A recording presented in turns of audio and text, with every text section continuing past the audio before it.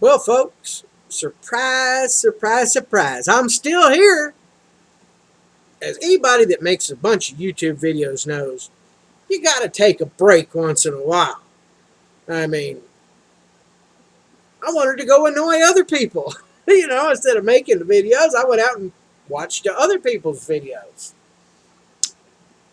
And as most of you know, I went and got a horse. And the horse diet has worked good. No, I did not eat the horse. But I am down to 358 pounds. Well, what was it? 400 last winter. So I guess I've lost a little over 40 pounds. Well, wait a minute. Now that would be 30, 32 pounds. Wouldn't it? 58. Yeah, 42 pounds. All right. So the horse diet works. Anybody says, what's the horse diet? Well, that's where you get a horse and it works your ass off. And I'm going to the physical therapist, so it's allowing me to stay up a little bit longer and decrease the pain meds. So, anyhow, and I'm going to give credit where credit's due. The reason that I went and got a horse is because of a TV show. It got me thinking about my youth. Remember I did the show a while back on Heartland? It reminded me of when I was growing up. I used to do that. When I was younger, I messed with horses. And I got a boneheaded horse. First thing she does is get tangled up in the fence. So that would have been a funny video right there, but nobody there to hold the camera, and it was dark out. It always happens at night. Tried to jump a fence, got tangled up in it, and that would have been funny trying to watch me untangle the horse. But anyway, that's where I've been. I've been on a break. I've been studying other things. I've learned a lot about Canada. What amazed me is from watching that TV show, I said, well, I didn't know they had land like that up there. They raise cattle and stuff like that in Calgary, and I just thought it was the growing season would be too short to support, a cattle industry because you got to cut hay and everything. And then, of all things, in a chat room, I run across one of the people. I'm not going to mention it right away because I want her to get some stuff fixed up on her website, and I'll give you a link to her website. But anyway, the outrageous price of land in Canada, up there around Calgary. It's like $100,000 an acre. $1 million for a 180-acre farm. And that's Canadian money. So you got to think if it's $1 million in Canadian, that would be what? 1.6 million in US dollars for a 180-acre farm? Ooh, ouch. How does a farmer up there make any money? Needless to say, I don't think they have to worry about seeing me in Canada. I also learned some other things about Canada. It's still a monarchy. Even though they have elections, they have a parliament, a House of Commons. They have a Senate and a prime minister that's appointed, not elected. So, you Canadians, I don't understand why y'all still. Isn't it time to break away from England? I'm just saying. So anyway, I was watching that and like I say, going to physical therapy and doing some other things. And anyway, so I had a little study course in what the Great Northerners are doing up there. Of course, you got to go through Canada to get to Alaska, but you know, uh, Calgary being on the east side of the Rocky Mountains, that's where these Alberta Clippers come through. If anybody in Tennessee in the wintertime, when the great northern wind comes down, they always talk about the Canadian Alberta Clipper coming down, and that's when we get our cold weather down here. Of course, the Canadians are laughing at us. They come down here and run around in shorts when it's our wintertime. So, they kind of laugh at us, I reckon. Up there, it's like, 40 below, and down here we're all bundled up, like, ooh, it's 20 degrees. At 20 degrees, they're out there in shorts and a t-shirt. So anyway, that's what I've been doing there. Like I say, yeah,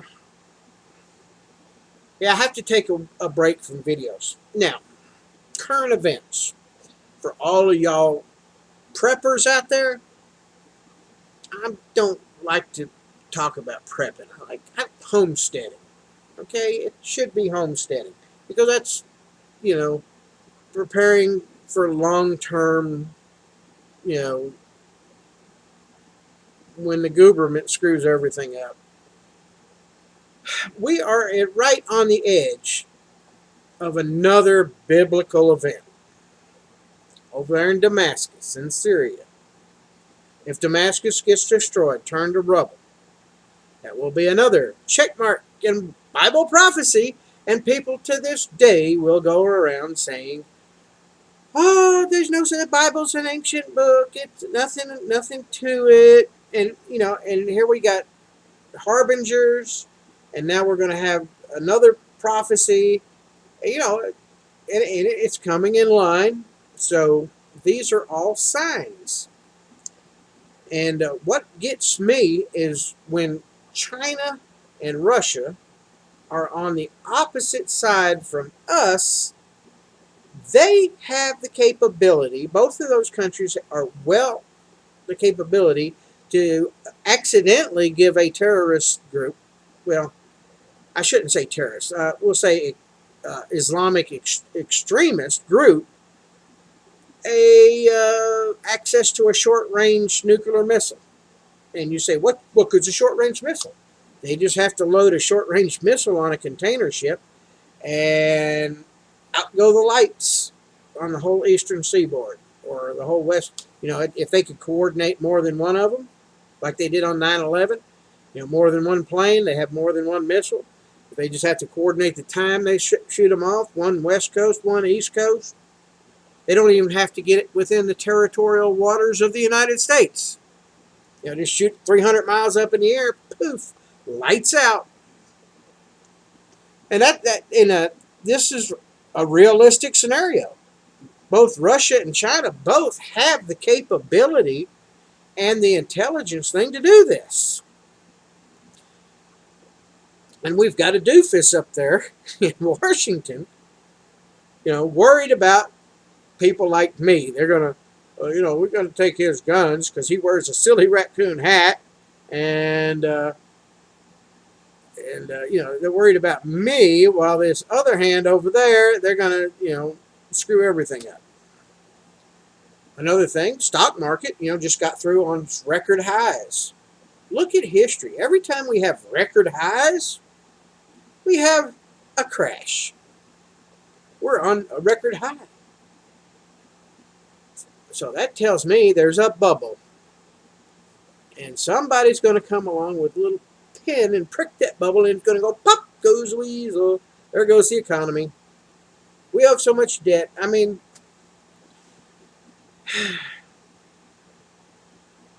it just doesn't look good. So, I mean, like I said, I'm already at 9 minutes. We're teeter-tottering on the edge of financial and world war and financial disaster. And it's like the government has blinders on. The bureaucracy just wants to spend more. And you know what they do? The reason our government is terrorists. Look it up in the dictionary. What is the definition of a terrorist? Now, what do every government agency, even the schools, are terrorists because they do things to scare parents. Well, if we don't do this, it's for the children. Our children will be harmed if we don't get this funding. Now, that, in effect, is terrorizing the public to get more funding. All right? They're terrorizing the law enforcement. Well, we got meth labs, and we've got marijuana fields, and the sky is falling if we don't get more funding. That's another terrorist tactic, to scare the people. We, the people, need to take care of ourselves. If there's somebody breaking in your house, shoot them. After enough of them get shot, they will stop. Trust me. It's just like people have learned not to drink antifreeze. Once they find out that they're going to get their ass shot for breaking into people's houses or attacking Granny, they will stop. Not completely. There'll still be some idiots out there that want to commit suicide. And if people want to commit suicide, we have to let them. So, anyhow, I've done yapped enough. That's my channel update and where I've been. And like I say, stay tuned for this video. I'm going to do a video on this little old girl.